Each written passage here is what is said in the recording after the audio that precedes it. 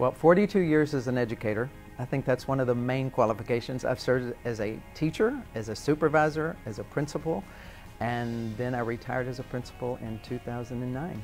The qualifications that I bring to the table are that I've been a board member for 2 years. I was elected unopposed 2 years ago, and obviously throughout the school year you're required to get a certain amount of additional credits and training for learning the Texas Educational Code, learning about school finance, school administration, how to operate as a team, as a school board. So the training that I've received in these past 2 years, on top of what is required, I've gotten additional credits to supplement that at some of the conventions that we've gone to. But that, as well as my military training that I've had in the past, the skills of risk management, strategy, decision making, all these things I think I bring to the table.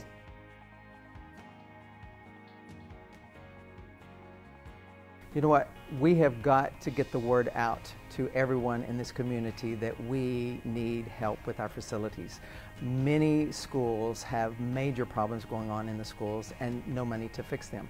So I would like for anyone who questions that need to go visit a school, especially one of the older schools in the district where we have kids going to school every single day, and just see some of the problems that are going on.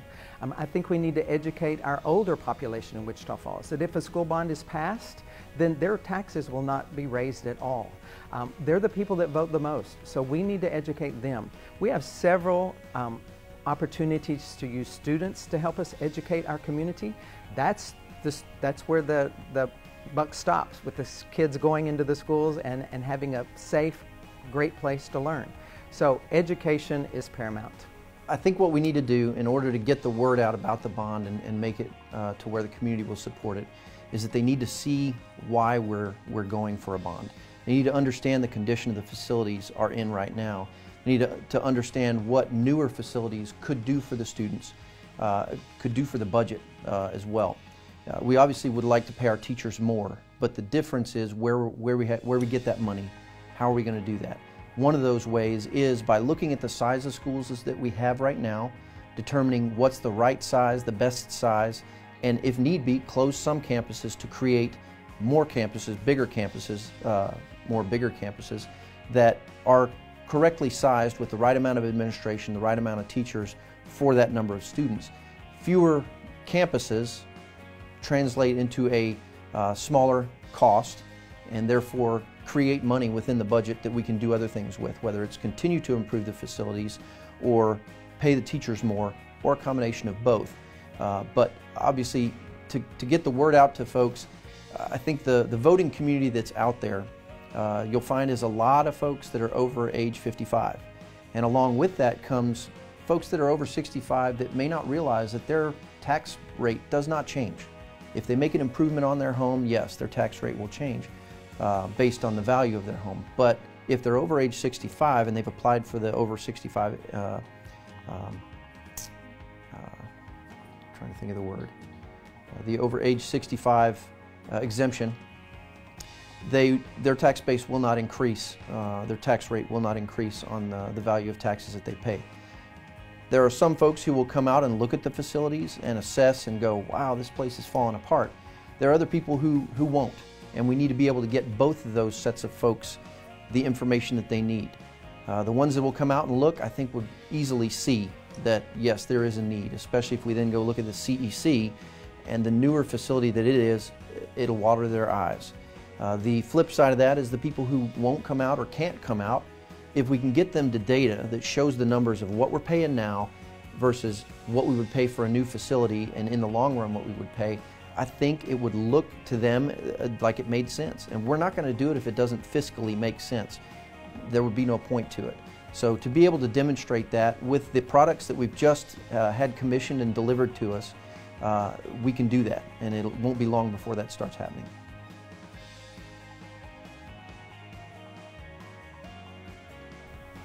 You know what, I know this district already has a plan in place for school safety.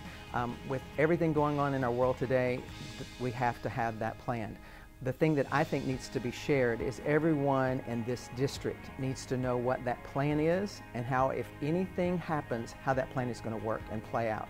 And I know that a lot of people do know that plan, but I think it needs to be reviewed very often so everyone is aware and we don't have a lot of parents who are just freaking out if something happens.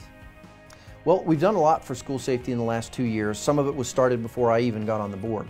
I think what I've kind of played a part in is on some of the campuses that we've gone out and toured, we've seen and said, well, this one hasn't quite caught up to the level of this other campus. And we've talked to the superintendent about it, and he's put the maintenance folks on it and focused, reprioritized what needs to happen. We're going in the right direction. At the same time, we can't turn our schools into prisons. We just can't do that. We need to be safe on which doors are open when. We need to make sure that the teachers are aware of which doors should be open, who's entering the school. Like I said, we don't want to turn it into metal detectors everywhere. You know, you get frisked walking in the door. None of that. We need to have environments that the kids can feel safe, that they can learn in. It's all part of the strategy that the superintendent has put in place, where schools are getting certified as SIDLITS is one of them. The programs that start with making sure the kids feel like they're in a safe and collaborative environment, and then it goes and moves on into making sure that they're being taught equally what they need to learn, and then it just goes through different steps, and each school is slowly getting certified. We've got some schools that are up to a level 3. We've got some that are just beginning the process, but the focus in the district is moving in that direction to make the kids feel that way. Now we need to make sure that the campuses are that way to be able to continue that success. And I think it's a matter of continuing to assess our needs for security-wise.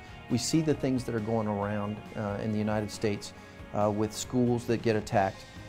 We have taken a program that was begun elsewhere, and we've kind of adopted it.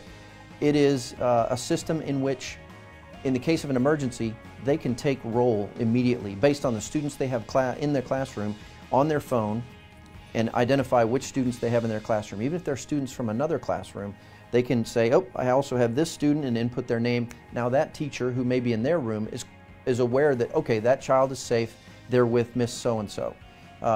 You can set off an alarm through your phone. They can get notification whether they're out at recess or in the cafeteria or in their classroom. It's really interesting to see the things that are developing based on the need, and it's just a matter of the district being able to procure that system and implement it and educate the faculty and staff on it. You know what? We can learn a lot from that. I have friends in Oklahoma, so I kind of lived through some of that. Friends that are teachers in Oklahoma. You know, teachers' pay, we know, is not as high as it needs to be. I've heard us bragging about that we're the highest paid school in our region. We're the largest school in our region. We should be the highest paid school in our region, but we're still not as high as we need to be. I think a lot of people don't understand what a teacher, an educator does. They don't just work during the school year. They work during the summers as well. I'll go back to my own education. I had 4 kids.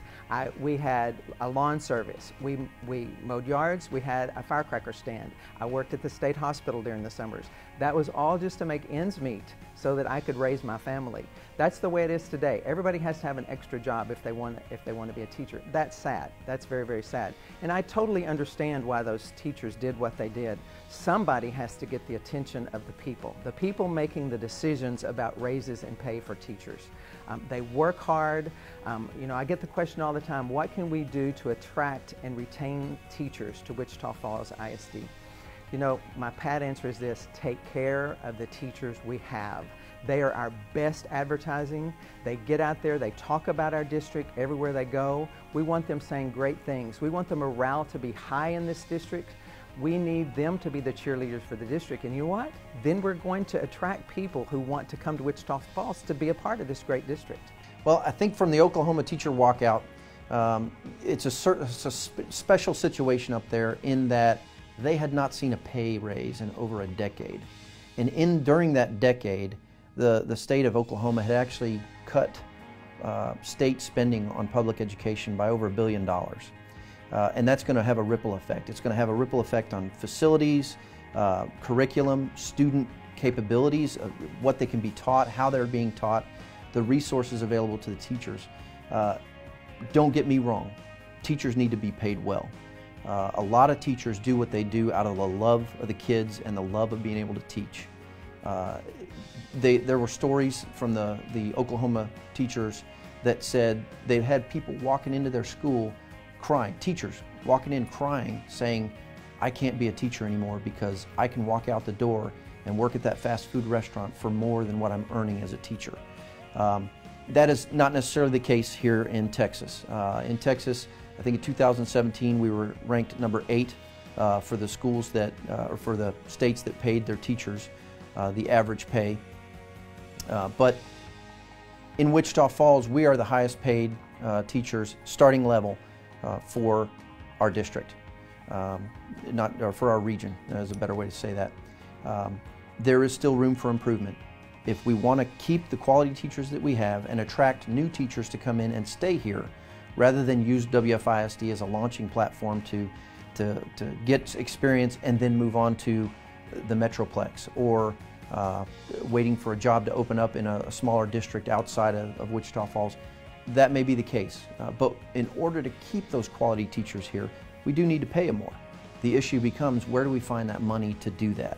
And the way that we do that is by operating smarter and more efficiently, getting rid of waste in processes, finding facilities that are costing us too much money that we can then combine with other facilities or beef up and make better, to where we can save funds and be able to take that money and through a combination of continue to fix the facilities we have, as well as pay our teachers more. Because if we lose the quality teachers, why would people want to come to the school district? We want to keep those folks here and bring in the students and help the city build up.